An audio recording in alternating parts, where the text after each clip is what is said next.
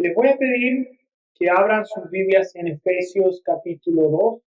Vamos a continuar esta hermosa serie con la carta que el apóstol Pablo envió a las iglesias en Éfeso. Y la semana pasada, antepasada, vimos cómo Dios, por medio de Cristo, reconcilió en un solo cuerpo y un solo espíritu a judíos y gentiles. Eso fue lo último que nuestro pastor Daniel estuvo predicando. Y hoy vamos a estar estudiando los versículos 19 al 22. Y Pablo desea llevarnos un paso más profundo para que seamos capaces de ver lo que significa pertenecer plenamente al pueblo de Dios. Y pudiéramos decirlo de la siguiente manera: de los versículos 11 al 18, podemos ver lo que Cristo hizo verticalmente al reconciliarnos en un solo cuerpo. Y hoy día deseamos ver no tanto esta dimensión vertical que tenemos con Dios que nos ha reconciliado, sino también el profundo efecto horizontal, que va a tener. ¿Qué significa esto? Que ahora participamos y pertenecemos plenamente al pueblo de Dios. Y para ayudarnos a comprender esa completa pertenencia, Pablo nos va a presentar tres realidades gloriosas que describe quiénes somos hoy en Cristo. Por eso el título de nuestro mensaje del día de hoy es el siguiente: la iglesia, ciudadanos del reino, miembros de la familia y templo de Dios. Estas son las tres realidades que queremos explorar el día de hoy. Nosotros como ciudadanos del reino, miembros de la familia y templo de Dios. Y la idea central de esta predicación, y creo también la idea central de este pasaje, es la siguiente. Cuando digo esto es lo que espero que puedan entender, que puedan comprender de este texto que estamos estudiando el día de hoy. Es la siguiente: abracemos nuestra nueva identidad como ciudadanos del reino, familia de Dios y templo del Espíritu. ¿Cómo podemos abrazar esa nueva realidad que somos en Cristo? Viviendo comprometidos con Dios y nuestra iglesia local. En palabras simples, nuestra nueva identidad en Cristo nos debe llevar a vivir una vida de compromiso con Dios y su iglesia. Y hoy día vamos a explorar esto en dos puntos. Primero vamos a ver la imagen de la familia y la ciudadanía en el primer punto. Y en segundo lugar vamos a explorar la idea del nuevo templo en el segundo. Y con esto en mente, por favor, tengan sus Biblias ahí en Efesios 2 y vamos a leer del versículo 19 al 22 y luego vamos a orar. Dice así la palabra inspirada e inerrante del Señor: así pues, ustedes ya no son extraños ni extranjeros, sino que son conciudadanos de los santos y son de la familia de Dios.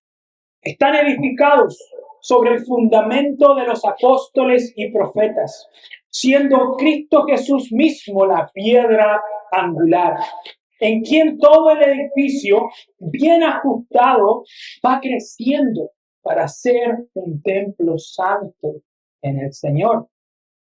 En Cristo también ustedes son juntamente edificados para morada de Dios en el Espíritu. Vamos a orar. Señor, clamamos por tu presencia en este momento. Que tu Espíritu Santo pueda iluminarnos al ver este texto para poder entender quiénes somos en Cristo y qué compromiso debemos tener con nuestras iglesias, Señor. Bendice este tiempo, Señor. Usa este tiempo para tu gloria y para que tu nombre sea exaltado. Te lo pedimos todo en el nombre de Jesús. Amén. Entonces, mis hermanos, vamos a empezar con el primer punto, nuestra nueva identidad, ciudadanos y miembros de la familia de Dios. Y el texto abre en el versículo 19 diciendo, así pues, o sea, en conclusión, ustedes ya no son extraños ni extranjeros, sino que son conciudadanos de los santos y son de la familia de Dios.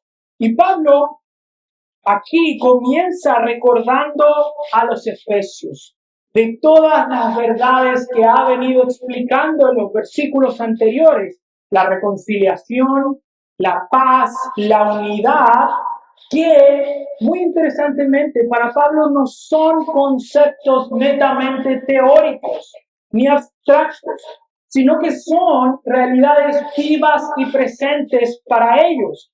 Por eso les dice, y también lógicamente nos dice a nosotros, dice ustedes, hablando en segunda persona, ustedes ya no son extraños ni extranjeros. Y esas dos palabras, extraños y extranjeros, describen con mucha fuerza la distancia y exclusión que existía antes que Cristo nos reconciliara en un solo cuerpo. Ahora, para entender lo que Pablo está diciendo aquí al usar las palabras extraños y extranjeros, tenemos que recordar que en el Antiguo Testamento los extraños y extranjeros no tenían completo acceso a la presencia de Dios. Los extranjeros no podían participar de la Pascua a menos que se circuncidaran, no podían entrar al templo, adorar al mismo lugar donde estaban los judíos. Y la única manera por la cual un extranjero podía acercarse a Dios y ser parte de su pueblo era volviéndose un judío. Y obviamente circuncidándose y comprometiéndose a guardar todos los aspectos de la ley. Y todo esto nos recuerda una realidad muy importante, y es que en el Antiguo Testamento el pueblo santo de Dios no podía mezclarse con las naciones. Ellos no podían adoptar sus prácticas, adorar sus dioses. Entonces lo que hace Dios es separar a su pueblo para que fuera santo. Pero ahora, dice Pablo, en Cristo todo esto ha cambiado.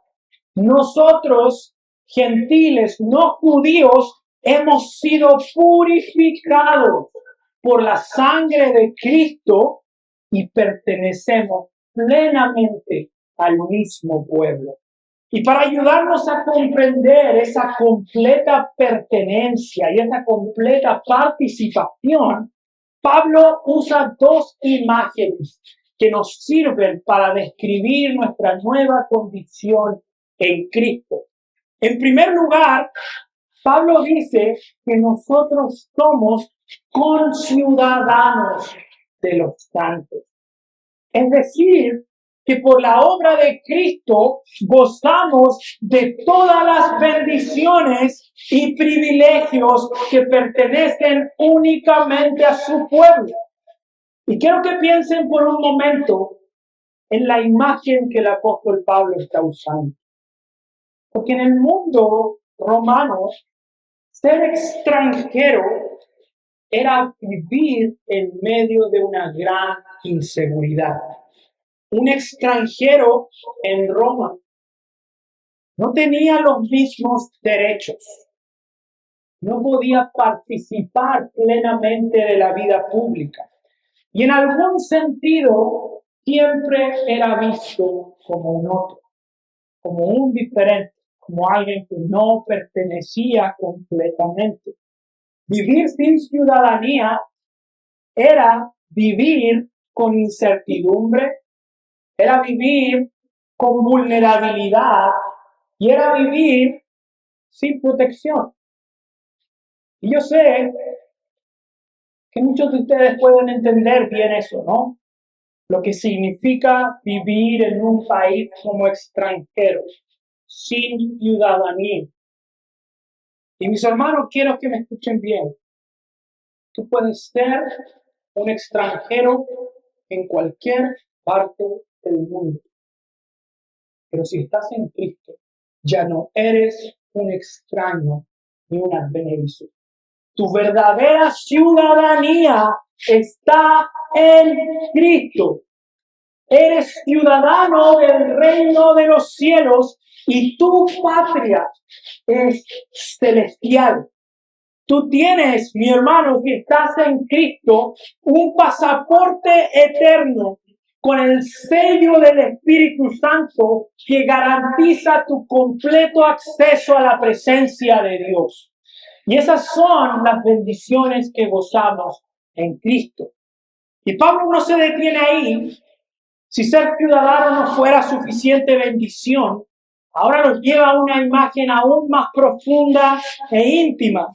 Dios no solo nos hizo ciudadanos del Israel de Dios, sino que también ha decidido acercarnos a su propia casa. Y por eso Pablo dice que somos de la familia o de la casa de Dios. Y es increíble pensar que en su misericordia y su amor, Dios tomó a este grupo de personas que estaban muertos, que eran enemigos de Dios, no solo los perdonó, lo cual sería ya un acto de gracia, habernos perdonado de nuestros pecados, sino que además de perdonarnos, nos adoptó como sus hijos. Es únicamente en base a ese amor que hoy podemos llamar a Dios Padre. Y mis hermanos, qué privilegio tan maravilloso nos ha concedido Dios en Cristo. Él nos hizo ciudadanos de su reino y miembros de la familia de Dios. Y al entender estas dos cosas, que somos ciudadanos y somos miembros de la familia, debemos recordar dónde está verdaderamente nuestra identidad. Y quiero que presten atención en esto. Tu identidad está en Cristo. En Cristo tenemos una nueva ciudadanía. En Cristo tenemos una nueva familia. Por tanto, no importa si naciste en Estados Unidos, si naciste en México, si naciste en Cuba, si naciste en Guatemala, porque si estás en Cristo, tu verdadera patria está en los cielos y tu familia está aquí. Ahora, mis hermanos, si esto es verdad, y lo es porque está en su palabra, dentro de la iglesia no hay espacio para divisiones ni favoritismo por nuestras nacionalidades. Tú, mi hermana, yo necesito cuidarme de él. Porque los seres humanos, no importa dónde estén, son especialistas en levantar barreras que nos dividan. Somos especialistas en categorizar a las personas, en meterlas dentro de nuestras pequeñas cajas y tratarlas conforme a lo que nosotros vemos en ellas. Eso es natural. El ser humano tiende a dividirse. Y lo que Pablo nos está diciendo, eso no puede pasar así. No en su casa.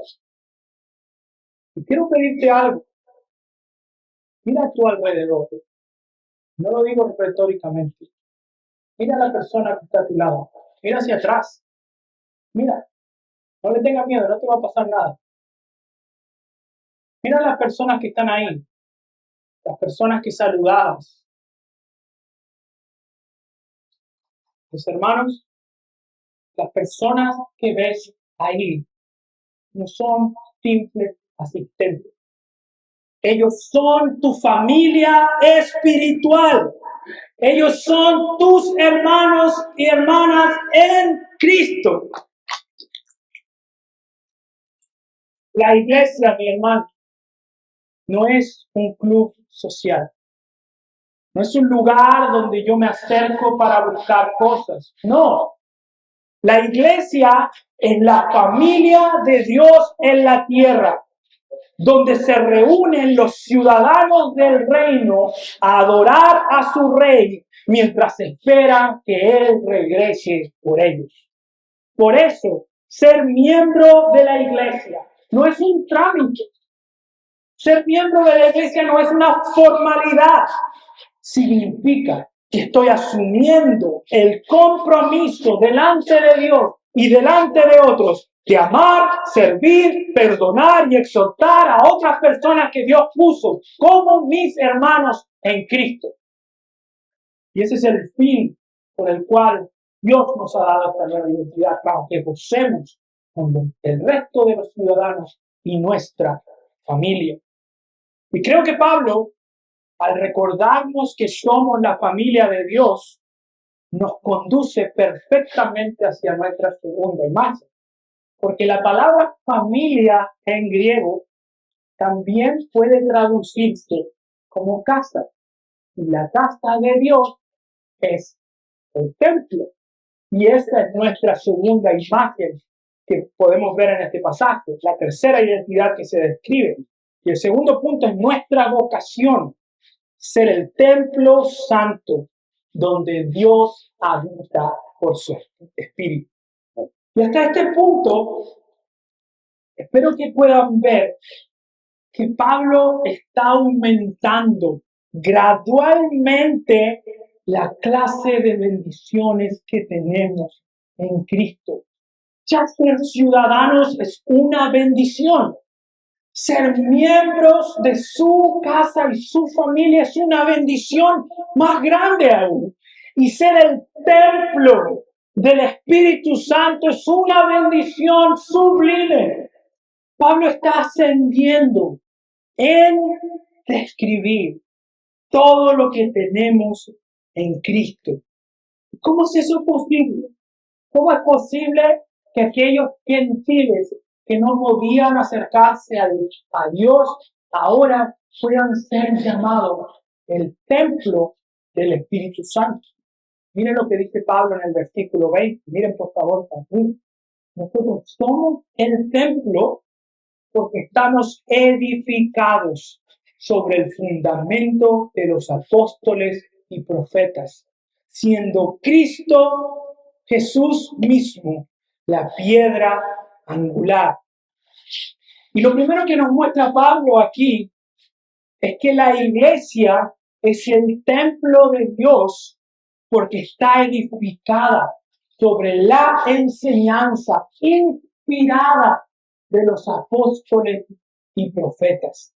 Y aquí necesitamos recordar que Jesús mismo fue quien comisionó 12 apóstoles como testigos de su resurrección y les prometió a los apóstoles una manifestación especial del Espíritu Santo que les recordaría todas las cosas que Él les había dicho y enseñado.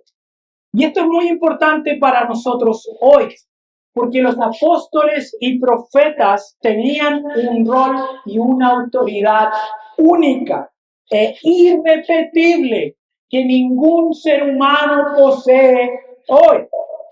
Y Pablo, junto con los apóstoles, describe un segundo grupo que son los profetas que Dios dio para las iglesias del primer siglo. Ahora, ¿por qué era necesario que Dios diera profetas a la iglesia en el primer siglo?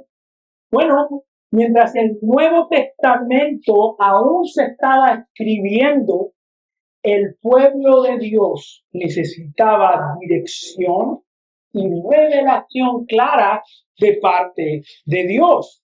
Estos profetas no hablaban ideas humanas, sino que traían revelación de parte de Dios y fueron claves para entender cosas tan importantes para la iglesia en el primer siglo como la inclusión de los gentiles como el tema del nuevo pacto, como la circuncisión.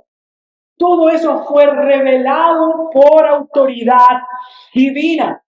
Y lo que Pablo nos está diciendo aquí es que tanto los apóstoles como los profetas son el fundamento por el cual Dios estableció su iglesia.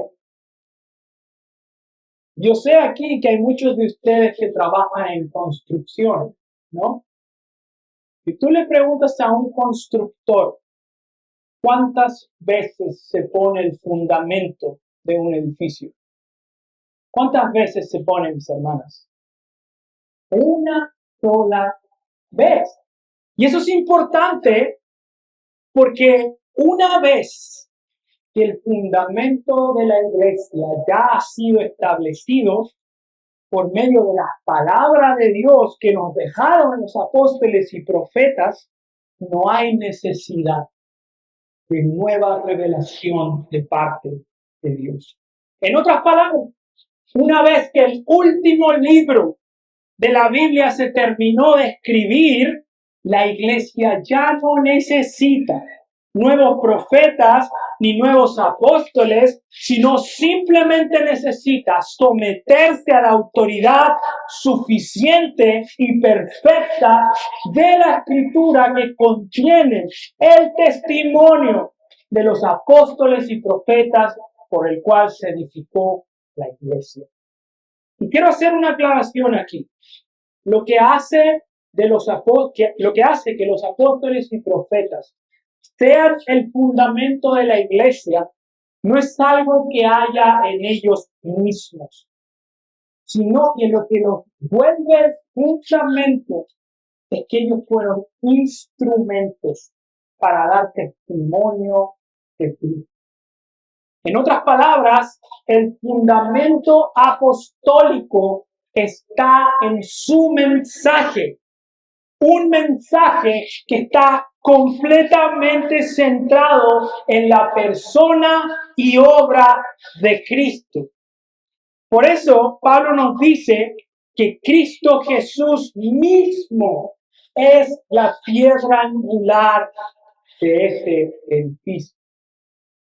Cuando escuchan la palabra piedra angular, ¿qué imagen viene a su mente? Cuando escuchan esa palabra, piedra angular, ¿y de qué tamaño se imaginan esas piedras? Tengo que hacer una confesión en este púlpito, pero antes de haber estudiado este pasaje, pensé o me imaginé por años que la piedra angular era una especie de piedra decorativa pequeña que como que medio decoraba el edificio y que estaba ahí. Y para no sentirme tan mal, ¿quién más había pensado de la piedra angular así? Quiero levantar su mano para no sentirme tan mal, Maxi. Y tristemente, lamento decirles, mis hermanos, que estamos mal. La piedra angular no era un adorno. La piedra angular era la piedra más grande y pesada de todo el edificio. ¿Por qué? Porque la piedra angular se encargaba de soportar el peso del edificio y mantenía los muros juntos. Y en los años 90, un grupo de arqueólogos encontraron las piedras de cimiento del templo en Jerusalén, y la piedra más grande que encontraron medía 17 metros de largo y pesaba más de 500 toneladas. Ahora, ¿qué es lo que Pablo nos quiere comunicar al usar esta imagen? Pablo nos está diciendo que Cristo es la roca que sostiene toda nuestra fe y toda nuestra adoración. Sin Cristo, todo el edificio se derrumba. Sin Cristo no hay templo porque Él es el verdadero templo, como lo dice Juan 2:19. Él es, mis hermanos, el cumplimiento del templo porque los seres humanos se encuentran con Dios. Él es el templo porque Él es el mediador entre Dios y los hombres. Él es el medio por el cual adoramos a Dios y de una manera maravillosa, Él es el sacrificio perfecto ofrecido en el templo que es su cuerpo. Y es solo por Él, mis hermanos, que los pecadores pueden acercarse a Dios porque Él murió para darnos acceso a la presencia de Dios. Mis hermanos, no es una casualidad que el preciso momento en que Jesús murió, el velo del templo, que daba acceso al lugar santísimo, se rasgó en dos. ¿Por qué? Porque por medio de su muerte, Él abrió un camino para que los pecadores pudieran acercarse a la presencia santa de Dios de una manera que antes no era posible. Y quiero, con sobriedad,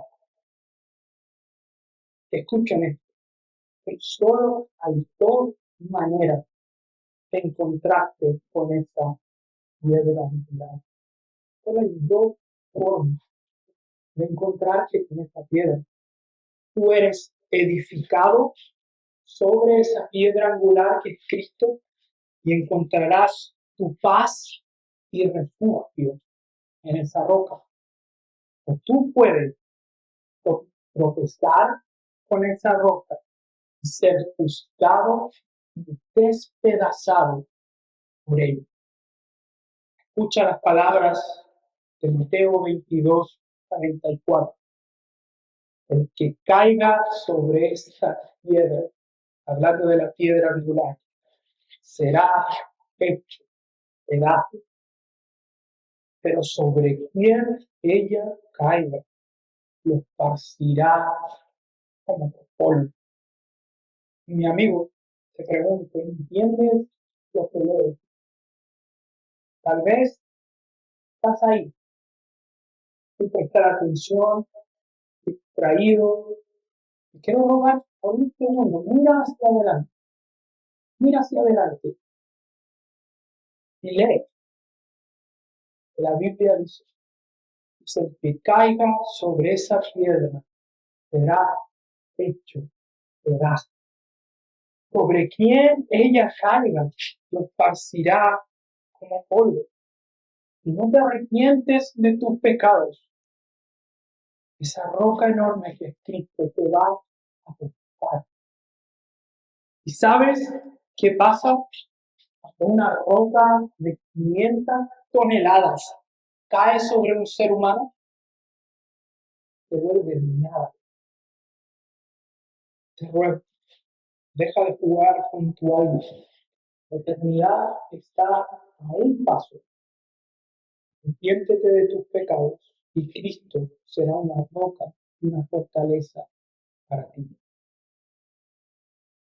Pablo continúa en el versículo 21 y 22 diciendo, en quien, hablando de esta roca, todo el edificio bien ajustado va creciendo para ser un templo santo en el Señor. En Cristo también ustedes son juntamente edificados para morada de Dios en el Espíritu. Y lo que Pablo nos está diciendo aquí es que este es un templo bastante particular. Es un templo que no es estático. Es un templo que no está en un lugar físico, en uno solo. Es un templo que va creciendo. Es un templo que se va expandiendo poco a poco. Ahora, ¿qué significa que el templo crece? Y desde los versículos 11 Pablo viene hablando de la gloriosa inclusión de los gentiles en el cuerpo de Cristo. Así que cuando todo el edificio va creciendo, quiere decir que el templo del Señor, es decir, la presencia santificadora y gloriosa de Dios, se expande hacia las naciones y ya no está solo en Jerusalén. En palabras sencillas, la presencia de Dios se expande a través de la extensión y edificación de su iglesia. Y a lo largo del Antiguo Testamento podemos encontrar múltiples profecías donde Dios anuncia que un día su casa sería llamada casa de oración a las naciones, como dice Isaías 56. Y mis hermanos, es en Cristo que esta profecía se cumple. En Él son benditas todas las familias de la tierra y son llamadas a ser piedras vivas de este nuevo templo para que la presencia del Señor se expanda hasta lo último de la tierra. Por eso, mis hermanos, la gran comisión es llevar esa presencia santa de Dios a diferentes naciones donde esperamos que nazcan más iglesias que sean templos del Espíritu Santo. Y Pablo les recuerda a los efesios que ellos son parte de eso. Por eso les dice en el versículo 22, y miren conmigo, también ustedes son juntamente edificados para morada de Dios en el Espíritu. En otras palabras, toda iglesia local es el lugar donde mora la presencia del Dios Trino. En este templo, que somos nosotros, la iglesia, habita la presencia del Padre. El Hijo es la piedra angular y el Espíritu es quien llena de la presencia de Dios en este templo. Y al escuchar esto, tenemos que recordar esto. Dios está aquí. Dios mora con su pueblo. Su presencia, ya sea que la veas o no, la sientas o no, está en este lugar porque aquí es donde se estableció su templo, el lugar santo de la presencia de Dios. La iglesia, mis hermanos, es la manifestación visible del reino invisible de Dios. Y ante esta realidad, debemos entender, Dios ha escogido que la iglesia sea el lugar donde se manifiesta la presencia de su Hijo.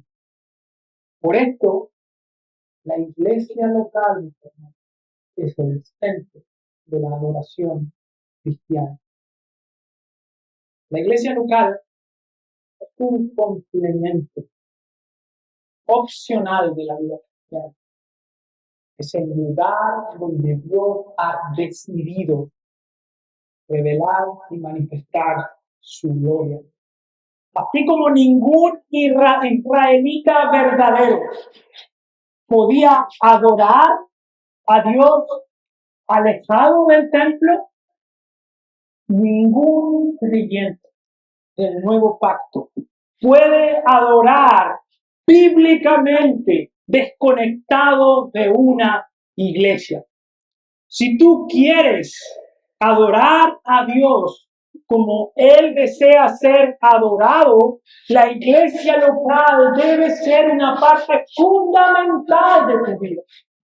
Porque la presencia de Dios se manifiesta de una manera única cuando el pueblo de Dios se reúne.